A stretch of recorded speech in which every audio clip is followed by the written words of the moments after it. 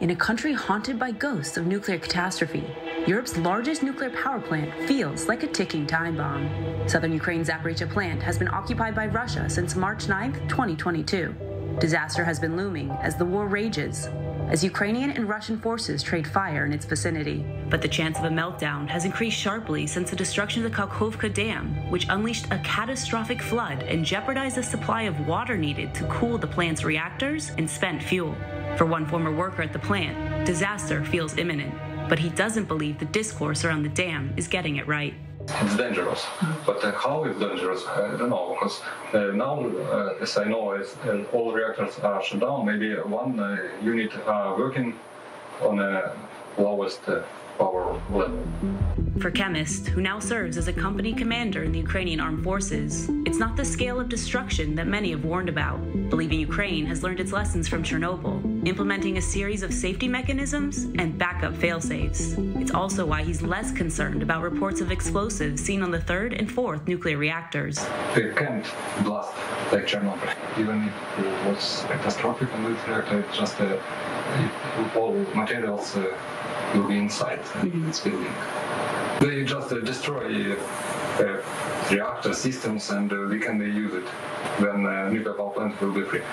He believes the danger lies here, in the dozens of contaminated fuel barrels parked inside the plant compound. When the Ukrainians had control of the plant, every so often those barrels were safely transported off-site. But like many of the safety protocols Ukrainians used to implement at the plant, satellite imagery confirms those protocols have not been kept up by Russians. A radioactive trigger waiting to be detonated. Найбільший урон. Якщо я хотів би нанести найбільший урон,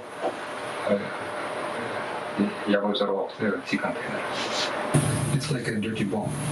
While he doesn't know what the situation currently is inside the plant, and if it will have sufficient water to cool the sole working reactor, to him, it sent a message. After the Kakhovka Dam, I don't sure that the Russians don't do that. You have family within 30 kilometers of the plant? Now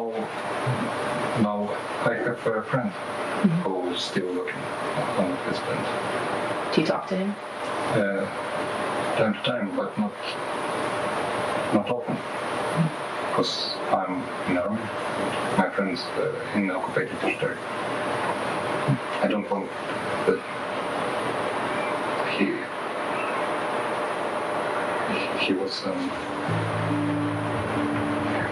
will be in danger. It's dangerous, so to speak.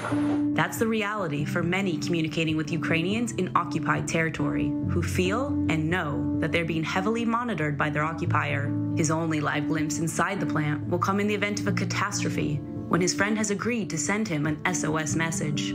While the International Atomic Energy Agency and Ukrainian officials have assured the plant is not an imminent risk after the dam break, tensions have soared, and chemist has little faith in the international body responsible for assuring nuclear safety.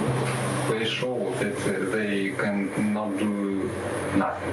They go to the station and the Russians show him what they need, and they, okay, it's okay. It's dangerous. It's so dangerous. Should disaster strike, chemist estimates a 30-kilometer radius around the plant would see lethal amounts of radiation, endangering thousands of people. And now, over 500 days into this war, the available options to avert disaster remain limited. For those living around the plant, they can only wait and hope.